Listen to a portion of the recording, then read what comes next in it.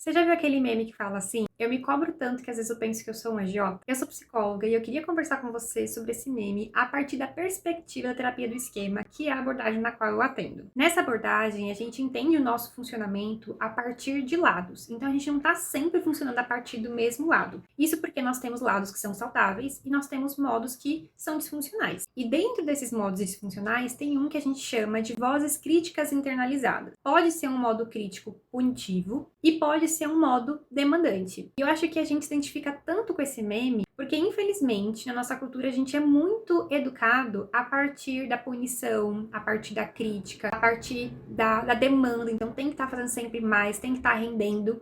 E isso pode parecer motivador, mas gera muitas consequências que às vezes fazem a gente conseguir entregar o que está sendo pedido, mas que gera um custo emocional muito grande. Esses modos costumam gerar ansiedade, a pessoa está sempre se cobrando para estar fazendo mais, pode gerar uma culpa quando a pessoa para descansar, como se ela não pudesse, como se fosse feio, fraqueza, coisa de gente preguiçosa, ou então uma vergonha por não ter atingido um determinado patamar que aquela pessoa colocou dentro da cabeça dela. O problema desse lado é que muitas vezes ele parece quase como se fosse a nossa personalidade inteira. A gente acredita muito no que ele fala e tem uma dificuldade de se separar. De que não é porque eu estou pensando assim que eu deva agir assim. Muitas vezes essa voz a gente chama de vozes críticas internalizadas porque de fato a gente pensa que foi a partir de uma sociabilização. A pessoa ela foi introduzindo aquilo a partir do que ela viu, a partir do que ela ouviu, a partir do que ela viveu. E ela aprende a se tratar dessa forma também. E aí, claro que pensando na sociedade que a gente vive, essa voz faz a gente funcionar, faz a gente entregar. O problema é que a gente não funciona e a gente não dá conta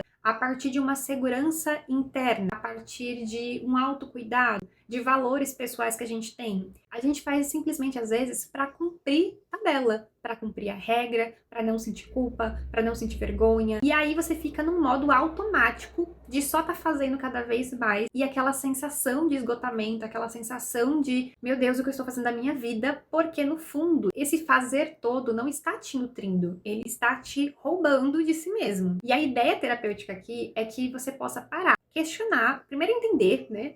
De onde vem essa voz, de quem é essa voz, como essa voz opera, o que ela te fala, porque dentro da história de cada um, essa voz vai falar coisas específicas e colocar num lugar de reflexão. Eu quero fazer o que essa voz está me demandando, faz sentido para mim, me nutre, tá dentro do que eu quero pra minha vida, pra pessoa que eu quero ser, pro profissional que eu quero ser, pras relações que eu quero construir. Caso esse vídeo tenha feito sentido pra aí, eu queria te convidar a refletir sobre a sua voz crítica e não só ouvir o que ela está te falando. Se você sentir que, no seu caso, isso é grave, que isso é uma coisa recorrente, talvez valha a pena um processo terapêutico para você poder olhar com profundidade para essa voz crítica e trabalhar ela para que você possa atuar a partir do que a gente chama de um lado saudável e não somente a partir da voz crítica, porque ela tem um custo muito grande, que são esses fatores emocionais e talvez até de paralisação, de burnout, coisas que podem surgir a partir disso.